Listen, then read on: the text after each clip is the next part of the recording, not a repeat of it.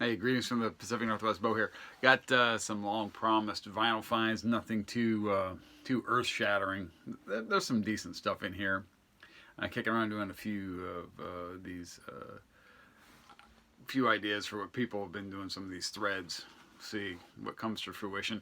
You got to get some yard work done, but I'm dealing with a bit of a back situation. It's not, you know, debilitating, but it doesn't feel real good. But anyhow, so let's start with this one. This is and this is a kind of exactly what you think it is. This is the Cal Souls. This is Captain Sad and the Ship of Fools. This is $1. You know, I grabbed this out of the dollar bin. It's allegedly. Oh, that's right. Oh, I had it upside down, sideways, over, under, sideways, down. Yardbirds. Anyhow, it this is supposed to be for them more psychedelic in nature.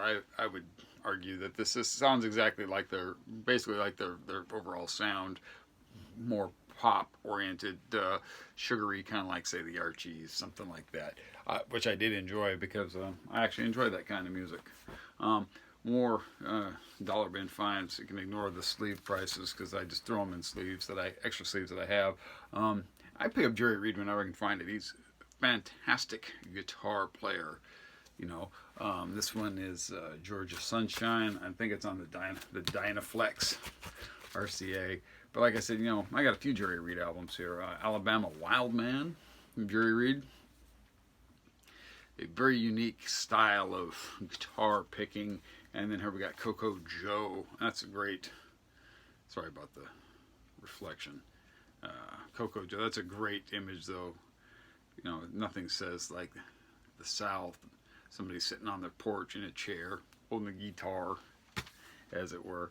And then a rainy day, they've been trying to run through they got a backlog in their warehouse. So things that are they're not quite dollar records, but they're not full price records. So they've got a 298 as is bin. And this is a record I'm kind of gone back and forth. I've had a couple copies.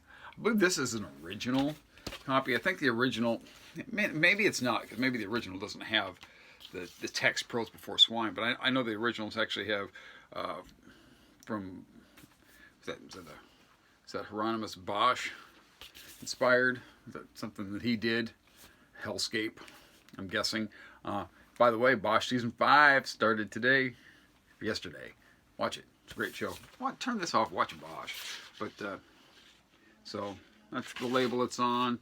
I know that had the full image. I had a reissue. It's got this is small, and I think it had a white border.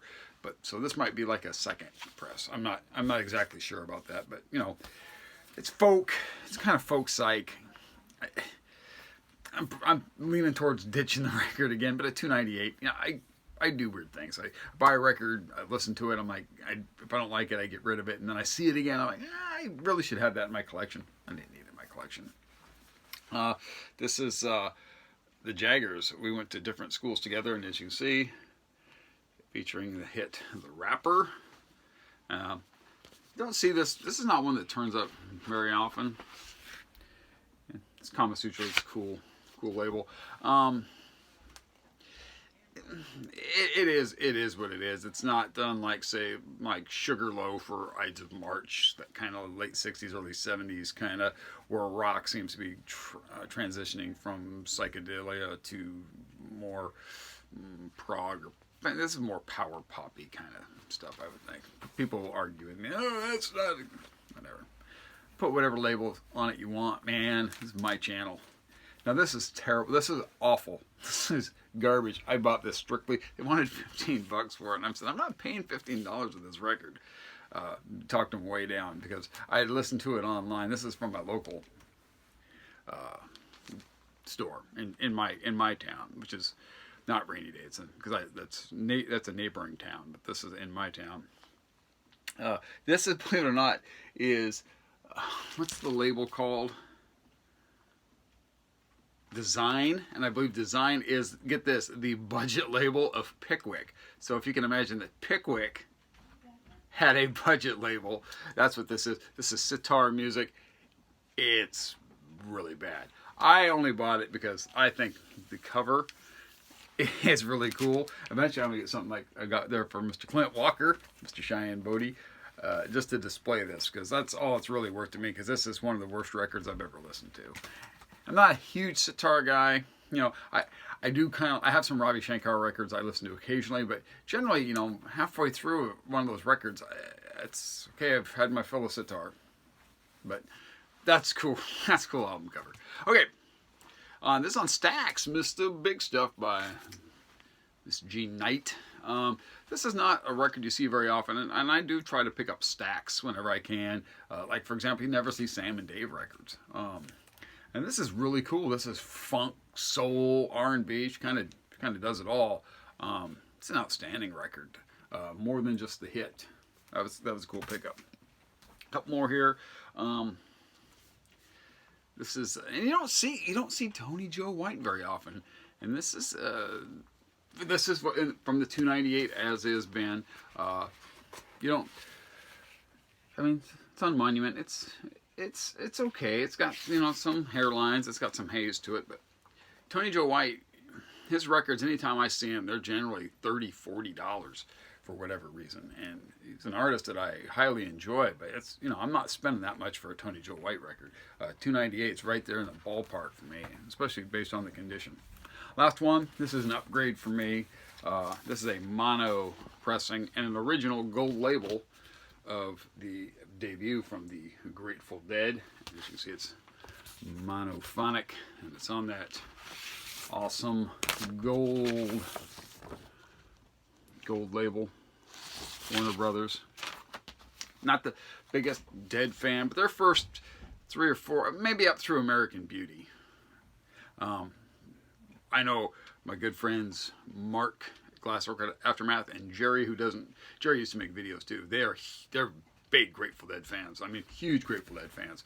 And I gave the Grateful Dead like 0 chance until and my wife had seen them in concert. She saw them with I don't know if they opened or Bob Dylan opened. Somebody opened for somebody, but at RFK Stadium sometime in the 80s. Dylan and the Dead. But so I had not really given the Grateful Dead much of a chance till a few years ago. I think it was Jerry sent me American Beauty. I'm like, wow, okay, that's actually pretty good. Because I just consider them like a, you know, jam band kind of stuff, and they're not. It's especially the early stuff. There's some really good. This album's got some really good psychedelia on it. Anyhow, so those are my vinyl finds. Like I said, I'm kicking around idea of doing. I kind of like this 50 records, you know, that you haven't listened to idea. It's kind of cool. You know, Hannah's got a contest out too. You don't have to make a video for it, but I'm thinking about doing that. I know that you can just comment on her video, Omaha Introvert. The thing is, it's kind of for some it's a touchy subject. It's bands you don't enjoy. So you've got to really watch how you put it, because you don't trying to anger people. Matt Sands, talking to you, brother. Anyhow, so that's it. Vinyl finds, some ideas I'm kicking around. Really should get to it. My yard is not bad. I've gotten some stuff done, but it really needs, you know, I've really got to get out there and edge and get some couple of weeds that are starting to pop up. You know, springtime, here come the weeds.